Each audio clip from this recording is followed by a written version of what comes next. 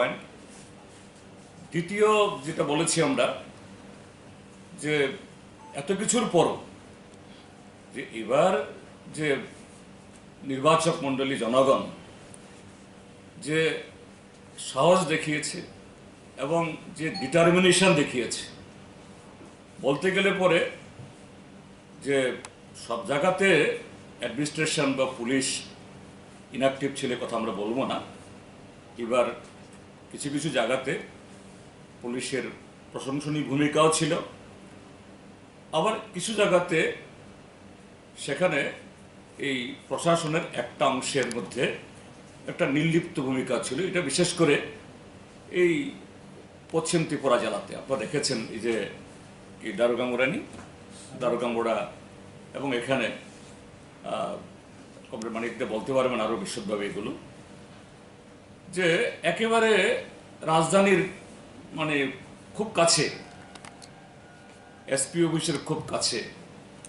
এবং যেখানে সুরক্ষা বাহিনী অ্যাভেলেবেল, এটা থাকা সত্ত্বেও কমিশনের তরফ থেকে সেরকম ভূমিকা না থাকার কারণে সেখানে কিছু কিছু পকেটে বিজেপি এবং আইপিএফটি উভয়ই দিন দুপুরে ছাপ্পা ভোট দিয়েছে এবং যারা এই দুষ্কৃতীদেরকে সাহায্য সেখানে করেছে। তো এই প্রেক্ষিতে আমরা বলেছি যারা যে ভোটের দিনে এসব করেছে তারা কাউন্টিংয়ের ক্ষেত্রে তো এরকমভাবে এই জবরদস্তি করার, বল প্রয়োগ করার এবং ফলাফল ম্যানিপুলেট করার চেষ্টা করতে পারে। কেননা ত্রিপুরার যে তার নজির আছে বিধানসভা নির্বাচনে, তারপর 1990 ইংরাজির এই যখন কংগ্রেস এবং যুব সংহতি জোট ছিল তখনকার এডিসি নির্বাচনে, আর এই 3 বছরের যে 4টি নির্বাচন হয়েছে সব ক্ষেত্রেতেই যে এই গণনা কেন্দ্রের মধ্যেও যাতে বিরোধী দলের এজেন্টটা না যেতে পারে এটা করার চেষ্টা সেখানে হয়েছে। তো আমরা সেই অভিজ্ঞতা আমরা বলেছি যে আগামী 8 তারিখে যেন সেরকম ব্যবস্থা গ্রহণ করা হয়, 10 তারিখে সেই ব্যবস্থা গ্রহণ করা হয় যাতে এই কাউন্টিং সেন্টার যেগুলোতে সেখানে 3টা বলয়ে একদম বাইরে থেকে 200 মিটার দূর থেকে, এরপরে ভেতরে এবং একদম সর্বশেষ কাউন্টিং হলে ঢোকার মুখে, ঠিক সেরকমভাবে যে সেন্ট্রাল প্যারামিলিটারি ফোর্স এবং স্টেট ফোর্সের সমন্বয়ে সেরকমভাবে যেতে এই ইয়েগুলোকে সুরক্ষিত করা হয়। তারপর ক্যান্ডিডেটদের যে এজেন্ট, কাউন্টিং এজেন্ট যাবে যেখানে যেখানে এরকম মানে শাসক দলের তরফ থেকে তৎপরতা দেখা যায় সেখানে যাতে তাদেরকে ঘর থেকে নিয়ে যাওয়া বা তাদের সুরক্ষিত জায়গা থেকে নিয়ে যাওয়া এবং কাউন্টিং শেষ করে ফেরত দেওয়া। তার সাথে কাউন্টিং হলের ভেতরে এবং চত্বরে সেখানে ভিডিওগ্রাফি করা এবং এই ভিডিওগ্রাফির সাথে সিসি টিভি লাগানো, ক্লোজ সার্কিট টিভি লাগানো, যাতে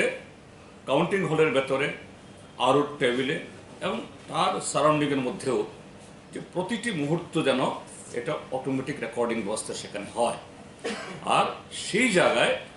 সিনিয়র আইএস অফিসার এবং টিসিএস অফিসার তাদের তত্ত্বাবধানে যেন এই কাউন্টিং হলে এই কাউন্টিং সুপারভিশন করা হয়, যাতে তারা তাৎক্ষণিকভাবে যে নির্বাচন কমিশনের নিয়মে ভেতরে যদি কোনো কাউন্টিং সুপারভাইজার অর্থাৎ যারা কমিশনের তরফ থেকে নিযুক্ত হন তারা বা কোনো রাজনৈতিক দলের এজেন্ট সেখানে যদি কোনো আনডুলি বা ইনঅ্যাপ্রোপ্রিয়েট এরকম কোনো ভূমিকা গ্রহণ করেন, তাৎক্ষণিকভাবে যাতে তারা তাদের সেই প্রশাসনিক তাদেরকে সাসপেন্ড করা, অ্যারেস্ট করা এই ভূমিকাগুলি নিতে পারেন। তো আমরা এই কথাগুলি বলার পর কমিশন যেটা বলেছে, প্রথমেই তো বললাম রিপোলিং সম্পর্কে, এবং রিপোলিং সম্পর্কে আমরা আরও বলেছি এই রিপোলিং শুধু আমরা চাইনি, যে এবার যে 4টি জোট বা দলের তরফ থেকে যে প্রতিযোগিতা হচ্ছে, বিজেপি, আইপিএফটি জোট, বামফ্রন্ট, কংগ্রেস, এদিকে হলো ত্রিপুরা মথা। তো এই জায়গায় যারা শাসক দলের বিরোধী বামফ্রন্ট, কংগ্রেস এবং ত্রিপুরা মথা 3টি দলের তরফ থেকে প্রায় একই জায়গাতে যেখানে গণ্ডগোল হয়েছে সেই সমস্ত বুথগুলো রিপোর্টিং চাওয়া হয়েছে। এবং তার সাথেও এই যে অভিযোগের গুরুত্ব কতটুকু যে গভীরতা আছে তার মধ্যে, যে বীরচন্দ্র মির্জা রাজাপুর যে কনস্টিটিউয়েন্সি, সম্ভবত 24 না যাই হোক 14 নম্বর না কত জানি, এই শান্তিরবাজার, উদয়পুর এবং সোনামুড়া নিয়ে যে এই কনস্টিটিউয়েন্সিটা, সেখানে শাসক দলের শরিক যে এবং মানে আইপিএফটি দলের যে জেনারেল সেক্রেটারি শুক্লাচরণ নোয়াতিয়া লিখিতভাবে রিটার্নিং অফিসারের কাছে 23টা কেন্দ্রে রিপোলিং চেয়েছেন। তো এটাই প্রমাণ করে যে এই ঘটনাগুলি কি। আর তাছাড়া ভিডিওগ্রাফি কিভাবে এই যে মানুষ প্রতিরোধ করেছেন, ভোট দিতে পারেনি, একজন সাংসদ তার এসকর্ট নিয়ে যেটা ভোট কেন্দ্রে ঢুকতে পারেন না, তিনি এডিসি এলাকার বাইরের লোক, এই সমস্ত করেছে।